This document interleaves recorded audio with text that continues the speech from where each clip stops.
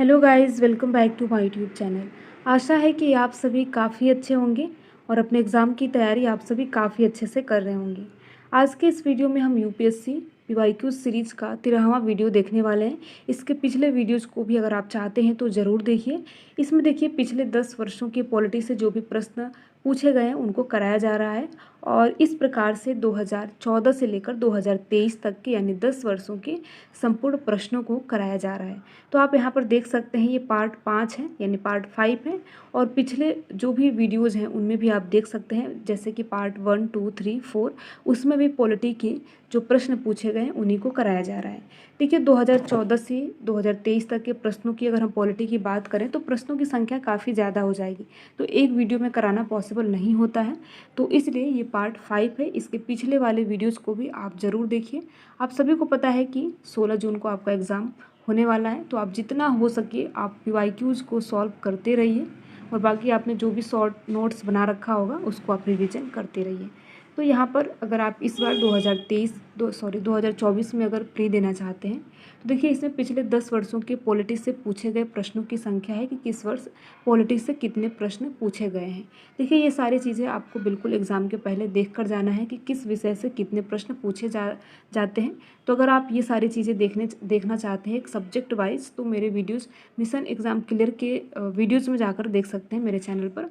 वहाँ पर आपको मैंने ये बहुत ही विस्तार से सारी चीज़ें बताया है। तो यहाँ पर देखिए हम क्योंकि पॉलिटी का हम यहाँ पर प्रश्न को बताने वाले हैं, तो पॉलिटी का हम यहाँ पर देखेंगे पिछले 10 वर्षों के पॉलिटी से जो भी प्रश्न पूछे गए हैं उनकी संख्या है, यानी कि किस वर्ष पॉलिटी से कितने प्रश्न पूछे गए हैं। इससे देखिए ये फ़ायदा होगा कि आपको अंदाज़ा लगेगा कि किस वर्ष कितने पॉलिटी से लगभग प्रश्न पूछे जाते हैं। देखिए एग्जैक्ट तो किसी को नहीं पता होता है, तो इसीलिए आप यहाँ पर देख सकते हैं एक अनुमानित रहेगी कितने प्रश्न पूछे जाते हैं। तो अगर हम 2014 की बात करें तो आप यहाँ पर देख सकते हैं कि 2014 में 11 प्रश्न पॉलिटी से पूछे गए थे, 2015 में 12 प्रश्न, 2016 में 6 प्रश्न, 2017 में आप देख सकते हैं कि 22 प्रश्न, 2018 में 13 प्रश्न, 2019 में 15 प्रश्न, 2020 में 15 प्रश्न, 2021 में 18 प्रश्न। आप अगर यहाँ पर देखेंगे तो देखिए प्रश्नों की जो संख्या है वो लगातार बढ़ रही है। 2022 में 10 प्रश्न पॉलिटी से पूछे गए थे और 2023 में आप देखेंगे कि 16 प्रश्न जो है वो पॉलिटी से पूछे गए हैं। तो इस प्रकार से आप पॉलिटी को ज़्यादा से ज़्यादा रिवीजन करते रहिए, यहाँ से आपको डायरेक्ट क्वेश्चन देखने को मिल जाते हैं। तो चलिए पहला प्रश्न देखते हैं कि पहला प्रश्न है भारत के निम्नलिखित कथनों पर विचार कीजिए। 2023 जीएस फर्स्ट में पूछा गया प्रश्न है। तो पहला कथन है भारत के संविधान के अनुसार केंद्र सरकार का यह दायित्व है कि वह राज्यों को आंतरिक विक्षोभों से बचाए। ठीक है, इसमें देखिए भारतीय संविधान के अनुसार पूछा है कि केंद्र सरकार का यह दायित्व है कि वह राज्यों को आंतरिक विक्षोभों से बचाए रखे। क्या यह कथन सही है या फिर गलत है? ठीक है, दूसरा ऑप्शन है भारत का संविधान राज्यों को निवारक विरोध में रखे जा रहे किसी व्यक्ति को विविध काउंसिल उपलब्ध कराने से छूट प्रदान करता है।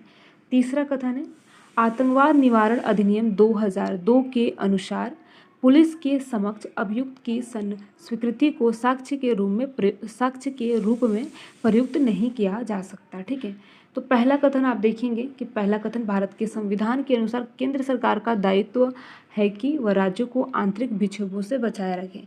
तो अगर आपने आर्टिकल 355 पढ़ा ही होगा तो उसमें देखिए विशेष रूप से ये कहा गया है कि संघ का यह कर्तव्य होगा कि वह हर राज्य को बाहरी आक्रमण और आंतरिक गड़बड़ी से बचाए रखे। ठीक है, संघ का क्या कर्तव्य होगा? देखिए संघ का ये कर्तव्य होगा कि वो हर राज्य को बाहरी आक्रमण और आंतरिक गड़बड़ी से बचाए रखे और यह सुनिश्चित करे कि हर राज्य की जो सरकार है वो संविधान के प्रावधानों के हिसाब काम कर रही है या फिर नहीं। तो इस हिसाब से आर्टिकल 355 के अनुसार ये कथन जो है पहला ऑप्शन बिल्कुल सही होगा। आप आर्टिकल भी याद रखेंगे 355 आर्टिकल के तहत, क्योंकि उसमें विशेष रूप से ये बातें कही गई है। तो इस प्रकार से जो पहला कथन है वो सही होगा। ठीक है, अब दूसरा देख लेते हैं। भारत का संविधान राज्यों को निवारक विरोध में रखे जा रहे किसी व्यक्ति को विविध काउंसिल उपलब्ध कराने से छूट प्रदान करता है। अगर आप आर्टिकल 22 पढ़ेंगे तो इसमें ये सारी चीज़ें हैं कि भारत का जो संविधान है वो राज्यों को निवारक विरोध में रखे जा रहे किसी व्यक्ति को, देखिए कोई भी व्यक्ति हो सकता है, विविध काउंसिल उपलब्ध कराने से कराने से छूट प्रदान करता है। तो दूसरा कथन जो है वो बिल्कुल सही हो जाएगा। पहला भी सही है और दूसरा भी सही है। अब तीसरा कथन देख लेते हैं। आतंकवाद निवारण अधिनियम 2002 के अनुसार पुलिस के समक्ष अभियुक्त की स्वीकृति को साक्ष्य के रूप में प्रयुक्त नहीं किया जा सकता। देखिए, इसमें बोला जा रहा है कि पुलिस के समक्ष अभियुक्ति की स्वीकृति को साक्ष्य के रूप में जो है वो प्रयुक्त नहीं किया जा सकता। तो अगर आप आतंकवाद निवारण अधिनियम 2002 पढ़ेंगे तो उनके अनुसार जो है वो प्रयुक्त किया जा सकता है। तो यहाँ पर लिखा गया है किया नहीं जा सकता, तो इस प्रकार से ये कथन गलत होगा। तो केवल व केवल 2 कथन सही होगा, यानी केवल 2। इस प्रकार से आपने देखा कि कथन 1 और कथन 2 सही है। तो देखिए, इसमें से 2 सही है तो केवल 2 होगा। इस प्रकार से यहाँ पर बी ऑप्शन बिल्कुल सही होगा। देखिए, एग्ज़ाम आपका काफ़ी पास है, क्योंकि आप सभी को पता है कि 16 जून को एग्ज़ाम होने वाला है। तो बहुत ज़्यादा कुछ समय बचा नहीं है, तो आप जितना हो सके उतना रिवीजन करते रहिए। अगला प्रश्न देखते हैं। निम्नलिखित कौन सा एक किसी देश के संविधान के रूप में संविधान के मुख्य प्रयोजक को सर्वोत्तम रूप से प्रतिबिंबित करता है? इसमें देखिए संविधान से पूछा गया है, तो यहाँ पर 4 ऑप्शन दिया गया है और बोला गया है कि कौन सा ऑप्शन सही होगा। तो ये 1 लाइनर टाइप का क्वेश्चन है, इसमें आपको बताना है कि कौन सा सही है। ये देखिए 2023 में पूछा गया प्रश्न है, तो हम एक एक करके बिल्कुल आराम से प्रश्नों को देखते हैं, कथन को देखते हैं। तो यहाँ पर पहला कथन है, यह आवश्यक विधियों के निर्माण के उद्देश्यों का निर्धारण करता है। बी कथन है, यह राजनीतिक पदों और सरकार के सृजन को सुकर बनाता है। देखिए, इसमें संविधान को पूछा गया है ना, ठीक है। सी कथन है, यह सरकार की शक्तियों को परिभाषित और सीमाबद्ध करता है, यानी क्या करता है, तो संविधान पूछा गया है। तो देखिए, यह डी ऑप्शन है, यह सामाजिक न्याय, सामाजिक समता और सामाजिक सुरक्षा को प्रतिभूत करता है। डी ऑप्शन है, ठीक है। तो इसमें अगर हम संविधान के संदर्भ में बात करें तो यह सरकार की शक्तियों को परिभाषित करता है और सीमाबद्ध भी करता है। तो सी ऑप्शन बिल्कुल सही होगा, ठीक है। सी ऑप्शन बिल्कुल सही होगा। देखिए, अगर बात संविधान की होती है तो संविधान में एक राष्ट्र के मूल सिद्धांत और कानून शामिल है जो सरकार की शक्तियों, ठीक है, शक्तियों और कर्तव्यों को निर्धारित करते हैं। तो इस प्रकार से शक्तियों को परिभाषित भी करते हैं और सीमाबद्ध करते हैं कि इतनी सीमा होनी चाहिए। तो इस प्रकार से कथन सी बिल्कुल सही होगा। अगला प्रश्न देखते हैं। देखिए, यहाँ पे ना अगर आप देखेंगे तो जो कथन है वो बहुत लंबा लंबा दिया गया है, जिससे कि जो अभ्यर्थी वो पहले ही डर जाए, ठीक है। तो अगर आप इसको ध्यान से देखेंगे तो प्रश्न जो है वो बहुत ज़्यादा कठिन नहीं है जिस हिसाब से ये दिया गया है। तो पहला कथन देख लेते हैं। निम्नलिखित कथनों पर विचार कीजिए। और पहला कथन है, यदि भारत के राष्ट्रपति का निर्वाचन, ठीक है, आपको बिल्कुल आराम से समझना है। यदि भारत के राष्ट्रपति का निर्वाचन भारत के उच्चतम न्यायालय द्वारा शून्य घोषित कर दिया जाता है तो ऐसे विनिश्चित की तिथि से पूर्व राष्ट्रपति के पद के कर्तव्यों के निष्पादन में राष्ट्रपति के द्वारा किए गए सभी कृत्य अभी भी मान्य हो जाते हैं, ठीक है। दूसरा कथन है, भारत के राष्ट्रपति के पद के लिए निर्वाचन इस आधार पर मुतल्लबी किया जा सकता है कि कुछ विधानसभाएं विघटित हो गई हैं और उनके निर्वाचन अभी होने शेष हैं, ठीक है। ये आपका दूसरा कथन है। तीसरा कथन है, कोई विधेयक भारत के राष्ट्रपति को प्रस्तुत किए जाने पर संविधान द्वारा विहित की गई समय सीमा के अंतर राष्ट्रपति को अपनी अनुमति देनी होती है। तो यहाँ पर बोला गया आपसे कि उपर्युक्त में से कितने कथन सही हैं। तो कथन 1, कथन 2, सभी 3 और कोई नहीं। देखिए, फिर से एक बार पढ़ लेते हैं। यदि भारत के राष्ट्रपति का निर्वाचन भारत के उच्चतम न्यायालय द्वारा शून्य घोषित कर दिया जाता है तो ऐसे विनिश्चित की तिथि से पूर्व राष्ट्रपति के पद के कर्तव्यों के निष्पादन में राष्ट्रपति के द्वारा किए गए सभी कृत्य अविधिमान हो जाते हैं। तो देखिए, ऐसा बिल्कुल ज़रूरी नहीं है, ठीक है। तो देखिए, यदि राष्ट्रपति के रूप में किसी व्यक्ति का चुनाव सर्वोच्चतम न्यायालय द्वारा, जो सुप्रीम कोर्ट है, उसके द्वारा शून्य घोषित कर दिया जाता है तो उसके द्वारा जो है सर्वोच्च न्यायालय की ऐसी घोषणा की तारीख पहले से किए गए कार्य अमान्य नहीं होते हैं। तो इस हिसाब से देखिए, जो आपका ये पहला कथन है ये बिल्कुल गलत है, क्योंकि अमान्य नहीं होते हैं, वे प्रभावी होते हैं, यानी वे मान्य होते हैं। तो यहाँ पर दिया गया है अविधि मान्य हो जाते हैं। तो यहाँ पर देखिए मान्य होते हैं और वे प्रभावी भी होते हैं। तो इस प्रकार से कथन पहला गलत है।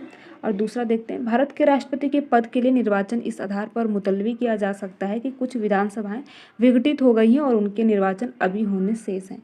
देखिए, अगर हम बात करें तो अगर 1974, ठीक है, 1974 में सर्वोच्च न्यायालय ने ये कहा है कि राज्य विधानसभा का विघटन राष्ट्रपति के कार्यकाल की समाप्ति पर चुनाव कराने से रोकने का आधार नहीं होगा। ठीक है, कोई ज़रूरी नहीं है और रोकने का आधार भी नहीं होता है, और न ही सुझाव देने का आधार हो सकता है कि राष्ट्रपति के पद के लिए चुनाव राज्य के चुनाव के बाद ही हो सकता है, जहां राज्य की विधानसभाएं भंग हो जाती हैं। तो इस हिसाब से देखिए, जो आपका दूसरा कथन है वो भी बिल्कुल गलत है। और तीसरा है, कोई विधेयक भारत के राष्ट्रपति को प्रस्तुत किए जाने पर संविधान द्वारा विहित की गई समय सीमा के अंतर्गत राष्ट्रपति को अपनी अनुमति देनी होती है। तो बिल्कुल ज़रूरी नहीं है कि अनुमति देनी ही होती है। तो इस प्रकार से तीसरा ऑप्शन भी गलत हो जाएगा, क्योंकि देखिए कोई ज़रूरी नहीं कि अनुमति देनी है, अपना जो अनुमति है उसको लंबित भी कर सकता है, यानी बाद में भी दे सकता है। तो इस प्रकार से तीसरा ऑप्शन भी गलत है, दूसरा भी और पहला भी। तो इसमें से अगर हम करेक्ट आंसर की बात करें तो कोई भी नहीं, तो डी ऑप्शन बिल्कुल सही होगा, कोई भी नहीं।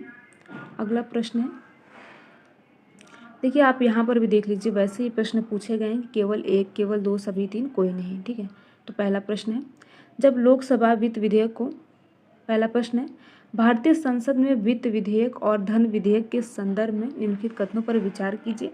इसमें देखिए, वित्त विधेयक और धन विधेयक के संदर्भ में आपको प्रश्नों के उत्तर देने हैं, और यहाँ पर 3 कथन दिए गए हैं, और 3 कथनों में से आपको बताना है कि कौन सा सही कथन है। तो पहला है, जब लोकसभा वित्त विधेयक को राज्य विधेयक में भेजती है तो राज्यसभा उस विधेयक को संशोधित या अस्वीकृत कर सकता है। ठीक है, अस्वीकृति कर सकता है। दूसरा कथन है, लोकसभा धन विधेयक को राज्यसभा में भेजती है तो राज्यसभा उस विधेयक को संशोधित या अस्वीकृत नहीं कर सकती, वह केवल अनुशंसाएं कर सकती है। ये आपका दूसरा कथन है। ठीक है, पहला है, लोकसभा और राज्यसभा के बीच असहमति होने पर धन विधेयक के रूप में कोई संयुक्त बैठक नहीं होती, किंतु वित्त विधेयक के लिए संयुक्त बैठक होती है।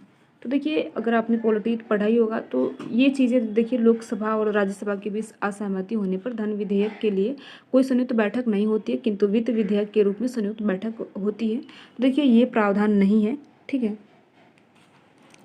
देखिए लोकसभा और राज्यसभा के बीच असहमति होने पर, अगला कथन देखते हैं, अगला प्रश्न देखते हैं, भारतीय संविधान में वित्त विधेयक और धन विधेयक के संदर्भ में निम्नलिखित कथनों पर विचार कीजिए।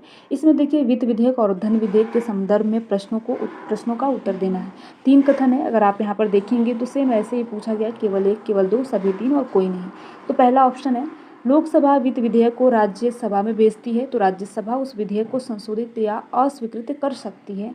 दूसरा ऑप्शन है, जब लोकसभा धन विधेयक को राज्यसभा में भेजती है तो राज्यसभा उस विधेयक को संशोधित या अस्वीकृत नहीं कर सकता, वह केवल अनुशंसाएं कर सकती है। ठीक है, और तीसरा ऑप्शन है, लोकसभा और राज्यसभा के बीच असहमति होने पर धन विधेयक के लिए कोई संयुक्त बैठक नहीं होती, किंतु वित्त विधेयक के लिए संयुक्त बैठक होती है। तो आप सभी को पता है कि ऐसा कोई प्रावधान नहीं है कि संयुक्त बैठक हो वित्त विधेयक का। तो इस हिसाब से देखिए, पहले ही ये तीसरा कथन गलत हो जाएगा। और पहला प्रश्न देखते हैं, पहला ऑप्शन देखते हैं, जब लोकसभा वित्त विधेयक को राज्यसभा में भेजती है तो राज्यसभा उस विधेयक को संशोधित या अस्वीकृत कर सकती है। देखिए, ये भी ज़रूरी नहीं है कि उसको संशोधित या अस्वीकृत कर सकती है, क्योंकि आप अगर भारतीय संविधान के आर्टिकल 110 की बात करेंगे, ठीक है, आर्टिकल 110 ये काफ़ी इंपॉर्टेंट है, आपको बिल्कुल याद रखना है।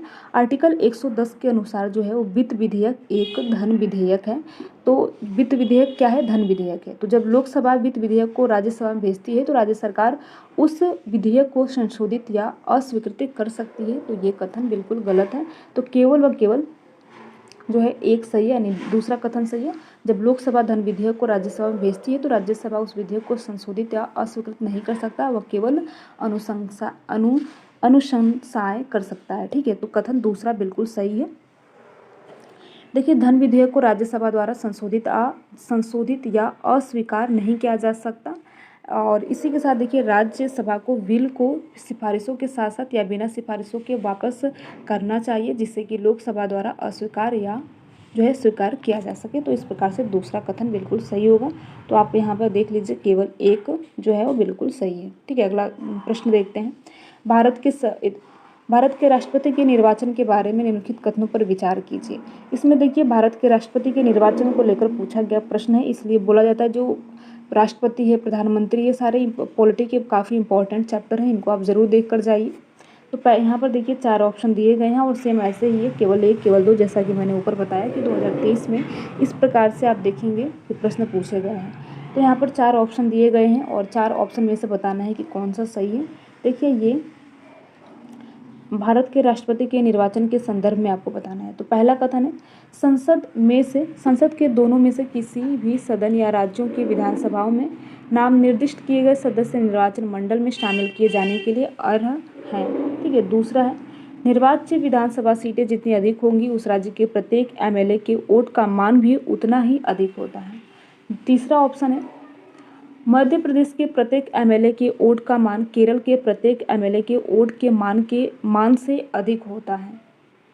और चौथा ऑप्शन है, पुदुचेरी के प्रत्येक एमएलए के वोट का मान अरुणाचल प्रदेश के प्रत्येक एमएलए के वोट के मान से अधिक है, क्योंकि अरुणाचल प्रदेश की तुलना में पुदुचेरी में कुल जनसंख्या का निर्वाच्य सीटों की कुल संख्या से अनुपात अधिक है। यहाँ पर देखिए काफ़ी सावधानी से आपको प्रश्न पढ़ना है और यहाँ पर देखिए ये कथन ही इतने ज़्यादा लंबे हैं। देखिए, संसद के दोनों में से किसी भी सदन या राज्यों की विधानसभाओं में नाम निर्दिष्ट किए गए सदस्य निर्वाचन मंडल में शामिल किए जाने के लिए अर्ह है। तो ये गलत है, क्योंकि कोई ज़रूरी नहीं है।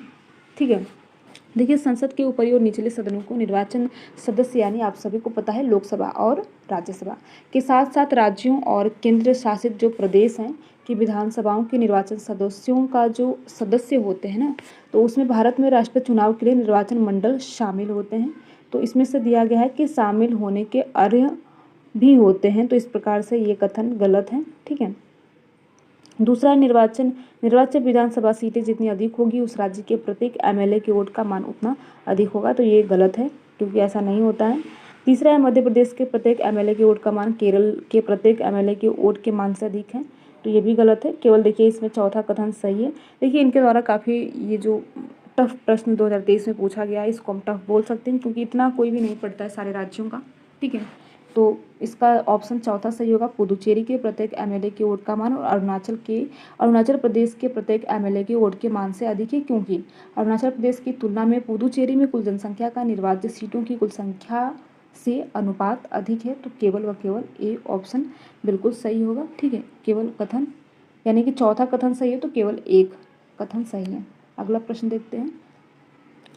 भारत में निम्नलिखित में से किस संविधान संशोधन के लिए व्यापक रूप से ये माना जा गया है कि उससे मूल अधिकारों की न्यायिक व्याख्या की अधिभूत करने की अधिनियमित किया गया है। देखिए आप सभी ने रिसेंटली देखा होगा यूपीएससी के द्वारा जो आंसर की है वो भी जारी कर दिया गया। तो आंसर की में आप सभी देखेंगे कि जीएस फर्स्ट में 100 प्रश्न होते हैं, लेकिन उनके द्वारा इस बार 99 प्रश्नों को बताया गया, क्योंकि एक प्रश्न जो है उनके द्वारा पॉलिटी का ड्रॉप कर दिया गया। तो उनके द्वारा यही जो प्रश्न है उनके द्वारा यही ड्रॉप किया गया, क्योंकि इसमें देखिए कथन ए भी सही होगा, पहला संशोधन भी सही होगा और 42वां भी हो सकता है। तो इस प्रकार से दोनों हो सकता है। तो इस प्रकार से यूपीएससी के द्वारा ये जो प्रश्न है उसको ड्रॉप कर दिया गया है। तो इसमें देखिए फिलहाल ए भी हो सकता है और बी भी हो सकता है। ठीक है, तो जो ज़्यादा सही माना गया है कथन ए को ही सही माना गया कि पहला जो है संशोधन। तो इस हिसाब से पहला कथन सही होगा। और यूपीएससी के द्वारा अगर आप आंसर की में देखेंगे तो इस प्रश्न को ड्रॉप कर दिया गया है। अगला प्रश्न देखते हैं। संविधान दिवस के बारे में निम्नलिखित कथनों पर विचार कीजिए। ये भी 2023 में पूछा गया प्रश्न है और इसमें देखिए संविधान दिवस के बारे में पूछा गया प्रश्न है। यहाँ पर आपके सामने 2 कथन दिए गए हैं और इनमें से बताना है। 2 कथन दिए गए हैं, 4 ऑप्शन दिए गए हैं और बताना है कि कौन सा कथन सही है। तो पहला कथन देख लेते हैं। नागरिकों के बीच संवैधानिक मूल्यों को निर्वर्धित करने के लिए संविधान दिवस प्रत्येक वर्ष 26 नवंबर को मनाया जाता है। ठीक है, आप सभी को पता है कि प्रत्येक वर्ष जो है 26 नवंबर को संविधान दिवस मनाया जाता है, क्योंकि नागरिकों की भी संवैधानिक मूल्यों को संवर्धित करने के लिए संविधान दिवस की अगर हम बात करें तो 26 नवंबर को मनाया जाता है। क्योंकि आप सभी को पता है कि भारत में संविधान दिवस प्रत्येक वर्ष जो है 30 नवंबर को मनाया जाता है। क्यों मनाया जाता है? क्योंकि संविधान का जो कुछ पार्ट है वो इस दिन लागू हो गया था। 26 नवंबर 1949 को लागू हो गया था कुछ जो संविधान का पार्ट है। तो इसलिए भारत के नागरिकों के बीच संवैधानिक मूल्यों को बढ़ावा देने के लिए ये दिन को मनाया जाता है। तो पहला कथन तो सही होगा कि नागरिकों के बीच संवैधानिक मूल्यों को संवर्धित करने के लिए संविधान दिवस प्रत्येक वर्ष 26 नवंबर को मनाया जाता है। तो ये कथन बिल्कुल सही है। अब दूसरा कथन देख लेते हैं। 26 नवंबर 1949 को भारत की संविधान सभा ने भारत के संविधान का प्रारूप तैयार करने के लिए doctor Bhimrao Ambedkar, doctor BR Ambedkar की अध्यक्षता में एक प्रारूपण समिति बनाई। तो देखिए, अगर हम बात करें 26 नवंबर 1949 को, तो ये देखिए 29 अगस्त 1947 को संविधान सभा ने डॉक्टर भीमराव अम्बेडकर की अध्यक्षता में जो है भारत के लिए एक संविधान तैयार करने के लिए एक मसौदा समिति का गठन किया गया था। तो ये कब किया गया था? तो ये 29 अगस्त 1947 को किया गया था। ठीक है। और 1900 अगर हम बात करें 26 नवंबर 1949 को, तो भारत की संविधान सभा ने भारत के संविधान को अपनाया था और 26 नवंबर 1950 को लागू हुआ था। तो इस हिसाब से अगर आप देखेंगे तो दूसरा कथन बिल्कुल गलत होगा। तो अगर हम सही कथनों की बात करें तो कथन ए सही है और कथन दूसरा सही नहीं है। तो इसमें से सी होगा, यानी कथन 1 सही है, कथन 2 सही नहीं है। क्योंकि आप सभी को पता है 26 नवंबर 1949 को संविधान का कुछ भाग लागू हो गया था और जो अपनाया गया था, ठीक है, संविधान 26 नवंबर 1949 को अपनाया गया था। और आप सभी को पता है 26 जनवरी 1950 को भारतीय संविधान लागू हुआ था। तो इस प्रकार से कथन सी बिल्कुल सही होगा। 26 जनवरी 1950 को भारत का संविधान लागू हुआ था। ठीक है। देखिए, आप जितना हो सके प्रश्नों का रिवीजन करते रहिए। इससे आपको निश्चित तौर पर एग्ज़ाम के हॉल में फ़ायदा मिलने वाला है। तो वीडियो में लास्ट तक बने रहने के लिए आप सभी का बहुत बहुत धन्यवाद। अगर आपको ये वीडियो अच्छा लगा हो तो आप इस वीडियो को लाइक कर सकते हैं, अपने यार दोस्त मित्र को शेयर कर सकते हैं। अगर आप कोई सुझाव देना चाहते हैं तो आप कमेंट बॉक्स में करके सुझाव भी दे सकते हैं। Thank you.